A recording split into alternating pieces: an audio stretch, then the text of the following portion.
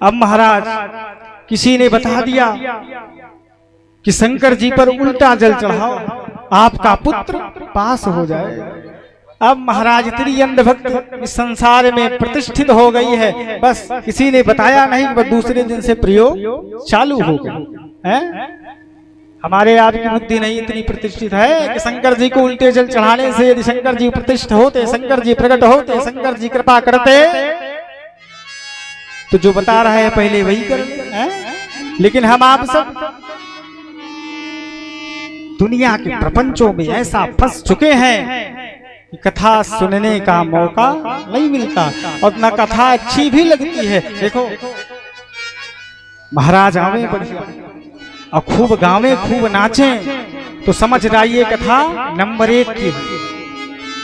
यदि महाराज ऐसा ना करें तो पता है यहाँ से लोग जाएंगे कहेंगे पता नहीं कहाँ का महाराज आ गया, आता जाता कुछ नहीं। तो हम आप सब शास्त्र की बात को न सुनते हैं, न सुनाते हैं, न पढ़ते हैं, न पढ़ाते, बस केवल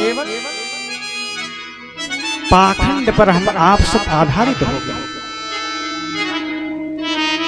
तो याद रखो जीवन में यदि भगवान को प्राप्त करना है तो सबसे पहले क्या बनिए, मूर्ख बनिए। याद रखो जीवन में भगवान तभी प्राप्त होते हैं जब आप मूर्ख बनेंगे, क्योंकि ज्ञानियों को भगवान का आज तक दर्शन प्राप्त नहीं हुआ।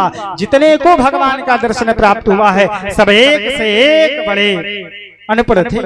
उनको ये नहीं पता था कौन बड़ा कौन छोटा, किसकी पूजा करें किसकी ना करें। सबरी को भगवान का दर्शन साक्षात्कार हुआ।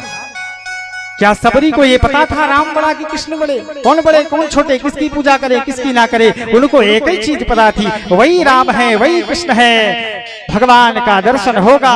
बस केवल राम राम जपती पूरे जीवन को गुजार गई। अंत में भगवान की कृपा से उन्हें साक्षात्कार भगवान श्री रामचंद्र जी का दर्शन प्राप्त हुआ। विदुर जी विदुरानी को साक्षात भगवान का दर्शन प्राप्त हुआ जो कि दासी के पुत्र थे। अरे भगवान का दर्शन तो मीराबाई को भी प्राप्त हो गया हो। भगवान ने किस पर कृपा नहीं करी, भगवान ने तो पूज्यपाद गोस्वामी तुलसीदास को भी साक्षात्कार दर्शन दिया। भगवान को प्राप्त करने की उत्कंठा तो हमारे शरीर में एकाग्रित हो।